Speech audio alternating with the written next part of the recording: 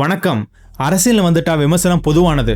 நான் டிவிக்காவா இருக்கலாம், ஒரு சாமானியனா தமிழ்நாட்டு குடிமகனா கடந்த ஆட்சியில் நடந்த பிரச்சனைகளை கேட்காம இருக்க முடியாது. கடந்த 4.5 வருஷத்துல திராவிட மாடல்னு சொல்லிட்டு மக்களுக்காக கொடுத்த வாக்குறுதிகளை நிறைவேற்ற முடிஞ்சதா? அரசியல் சட்ட ஒழுங்கு எந்த நிலைமையில் இருக்கு? இதெல்லாம் நம்ம கேட்டுதான் ஆகணும். அடுத்து அடுக்கி வைக்கப்பட்ட 100 விஷயங்கள், இது உங்களுக்கான தொகுப்பு. 2026ல நம்ம விழிச்சிக்க வேண்டிய நேரம் இது. ஒரு மாற்றத்துக்கான ஆரம்பம். டிஃப்ரெண்ட் பக்கெட்ஸ்ல அதை போட்டு வச்சிருக்கோம். முதல்ல சட்ட ஒழுங்கு பத்தி பார்க்கலாம். வேங்கவேல் குடிநீர் தொட்டியில் மலம் கலக்கப்பட்ட கொடூரம். இன்று வரை குற்றவாளிகள் யார் என்று கண்டுபிடிக்கவில்லை. பகுஜன் சமாஜ் கட்சி மாநில தலைவர் ஆம்ஸ்ட்ராங் அவர்கள் சென்னையில் படுகொலை.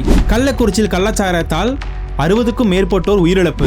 மரகாணத்தில் கள்ளச்சாராய மரணங்கள் 20 பேர் பலி. திமுக கட்சியினரே சில இடங்களில் கட்சி கொடி ஏற்ற முடியாத சமூக சூழல். திமுக நிர்வாகியே போதைப் பொருள் கடத்தல் வழக்கில் கைது.